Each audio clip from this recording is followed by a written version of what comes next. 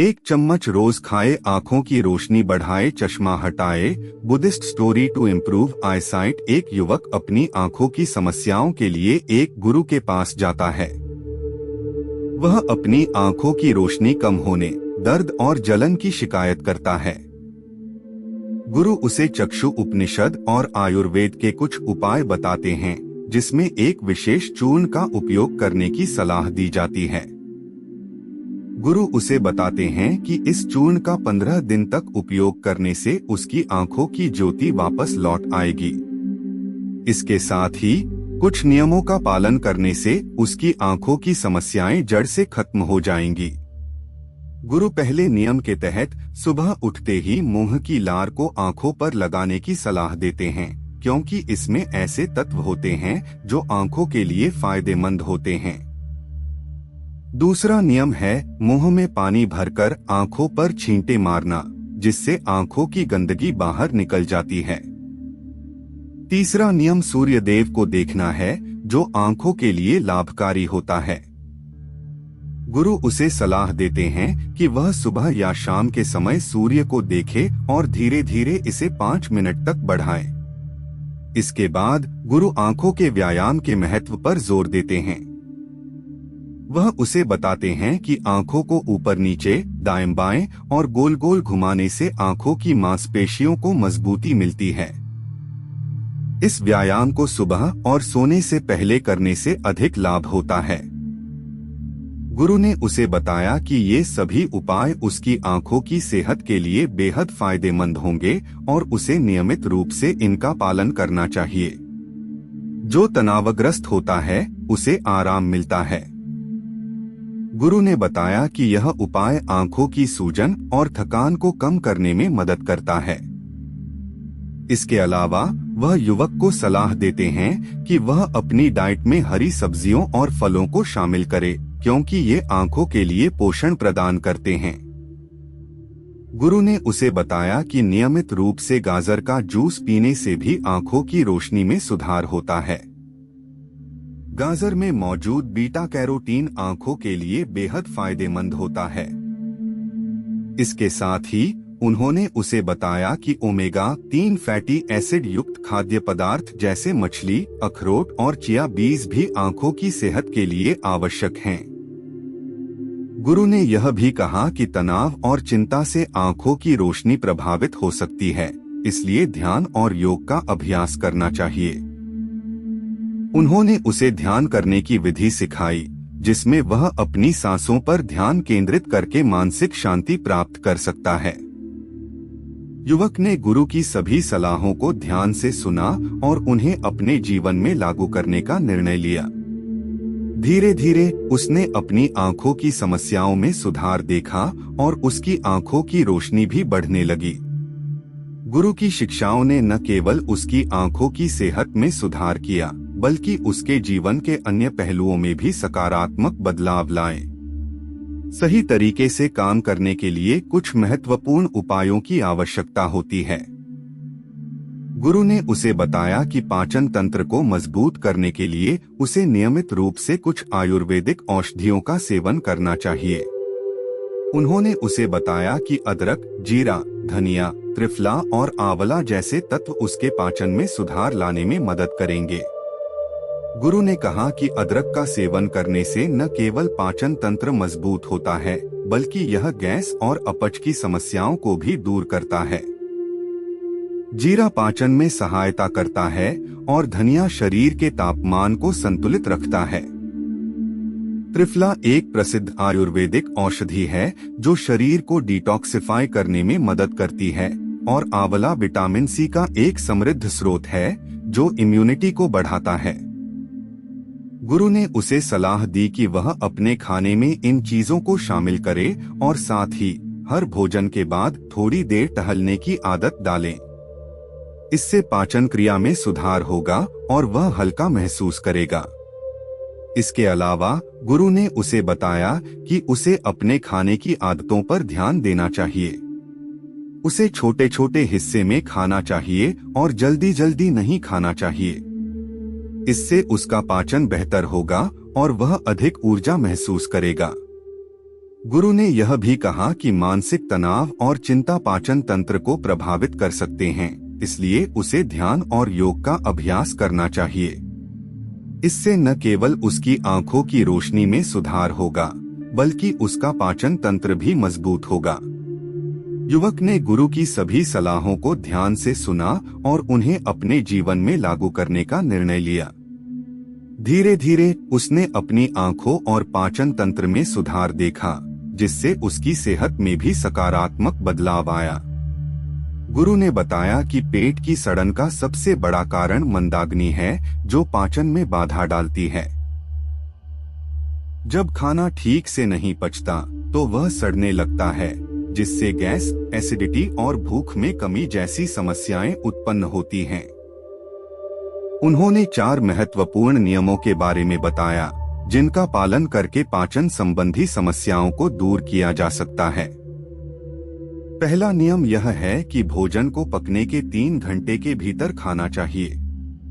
अगर खाना 5 घंटे से अधिक पुराना हो गया है तो उसे नहीं खाना चाहिए, क्योंकि ऐसा भोजन जठराग्नि पर दबाव डालता है। बाजार में मिलने वाली डिब्बाबंद चीजें अक्सर महीनों पुरानी होती हैं और उनमें केमिकल होते हैं, जो स्वास्थ्य पर बुरा असर डालते हैं।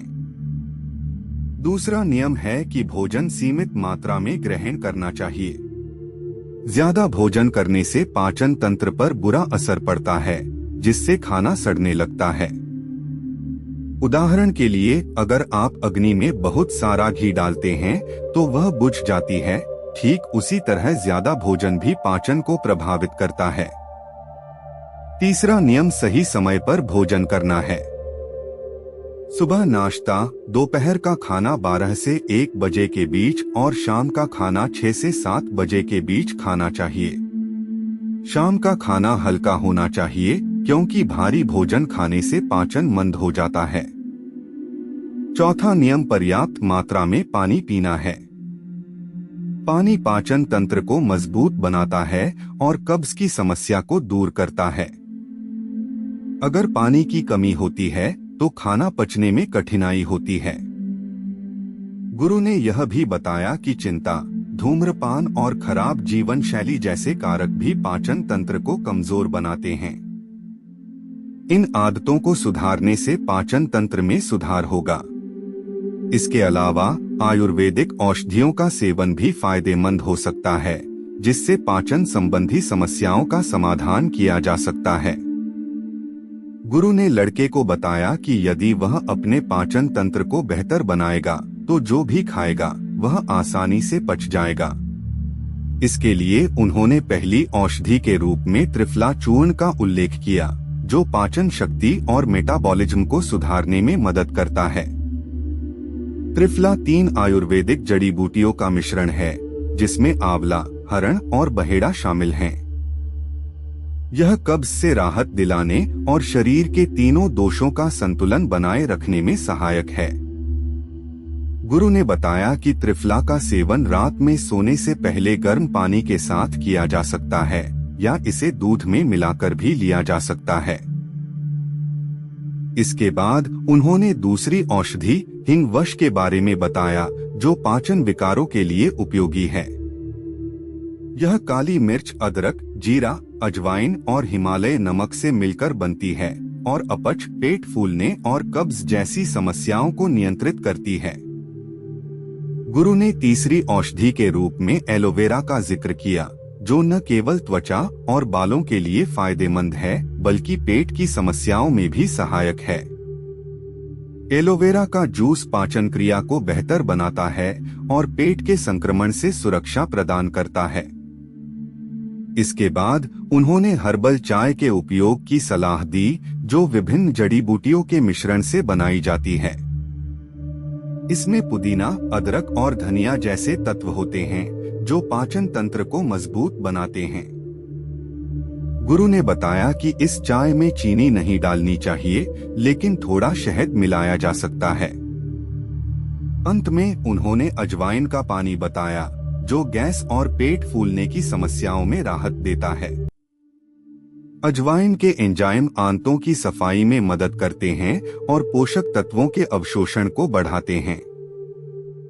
गुरु ने लड़के को सलाह दी कि वह इनमें से कोई एक औषधि चुनकर उसका सेवन करे और साथ ही जीवन शैली में बताए गए नियमों का पालन करे, जिससे वह अपने पाचन तंत्र को मजबूत बना सकेगा। राजा ने बुद्ध की कठोर शर्तों को मानते हुए नग्न होकर अपने राज्य की सड़कों पर दौड़ना शुरू किया। इस प्रक्रिया में उसका अहंकार चूर चूर हो गया और उसने बुद्ध के चरणों में गिरकर दीक्षा की प्रार्थना की। बुद्ध ने उसे बताया कि अब उसे संन्यास लेने की आवश्यकता नहीं है, बल्कि उसे अपने राज्य का संचालन साक्षी भाव से करना चाहिए। इसके बाद बुद्ध ने स्वास्थ्य से संबंधित महत्वपूर्ण जानकारी साझा की। उन्होंने बताया कि हमारा शरीर 5 तत्वों से बना है और इसमें 3 दोष होते हैं, वात, पित्त और कफ। ये तीनों दोष हर बीमारी का मूल कारण होते हैं। यदि वात दोष गड़बड़ हो जाए तो 60 से 70% बीमारियां हो सकती हैं, जबकि पित्त दोष की गड़बड़ी से 15 से 20% और कफ दोष से 5 से 10% बीमारियां होती हैं। बुद्ध ने बताया कि जन्म से लेकर 14 साल की उम्र तक कफ प्रवृत्ति अधिक होती है, जो बच्चों के विकास के लिए आवश्यक है। माता पिता को चाहिए कि वे अपने बच्चों को ऐसी चीजें न दें जो कफ को बढ़ाएं, क्योंकि इससे दमा और टीबी जैसी बीमारियां हो सकती हैं। युवा अवस्था, जो 15 से 60 साल की होती है, में पित्त प्रवृत्ति सबसे अधिक होती है। इस दौरान पित्त को नियंत्रित रखना आवश्यक है, क्योंकि इसके बढ़ने से कई बीमारियां हो सकती हैं। वृद्धावस्था में 60 साल के बाद वात दोष बढ़ता है, जिससे स्वास्थ्य समस्याएं उत्पन्न होती हैं। बुद्ध ने बताया कि इन 3 दोषों को समझना और उनके अनुसार आहार लेना बहुत महत्वपूर्ण है। यदि शरीर में इन दोषों का संतुलन बना रहे तो स्वास्थ्य ठीक रहता है। उन्होंने सलाह दी कि लोगों को इन दोषों से संबंधित जानकारी एकत्रित करनी चाहिए और अपने जीवन में लागू करनी चाहिए, ताकि वे स्वस्थ रह सकें। बुद्ध ने बताया कि कई लोग अपनी बीमारियों के लिए भगवान को दोषी ठहराते हैं, जबकि असल में यह उनकी अपनी गलतियों का परिणाम होता है। उन्होंने समझाया कि जब प्रकृति हमें खाने और पानी पीने के नियमों का पालन करने के लिए कहती है, तो हमें उनका पालन करना चाहिए। यदि हम अपने पित्त दोष का ध्यान नहीं रखते और जंक फूड का सेवन करते हैं, तो यह हमारे स्वास्थ्य को प्रभावित करता है। बुद्ध ने शरीर की देखभाल के लिए कुछ महत्वपूर्ण अंगों का उल्लेख किया, जैसे नाभि, पैर का तलवा, नाक और सिर। उन्होंने बताया कि इन 4 स्थानों पर तेल लगाने से स्वास्थ्य में सुधार होता है। विशेष रूप से पैर के तलवे में शुद्ध सरसों का तेल लगाने से न केवल आंखों की रोशनी में सुधार होता है, बल्कि यह पाचन तंत्र को भी मजबूत बनाता है। रात में सोने से पहले पैरों की मालिश करने से नींद में सुधार होता है और मानसिक स्वास्थ्य भी बेहतर होता है।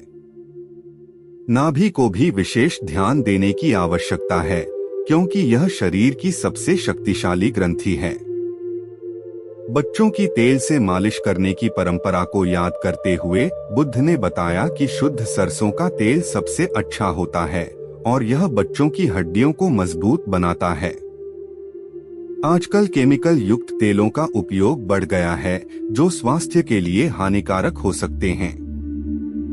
बुद्ध ने लोगों को प्राचीन परंपराओं को अपनाने और प्राकृतिक चीजों का उपयोग करने की सलाह दी। उन्होंने उम्मीद जताई कि इस ज्ञान से लोगों के जीवन में सकारात्मक बदलाव आएंगे और उन्होंने सभी से इस ज्ञान को साझा करने का आग्रह किया।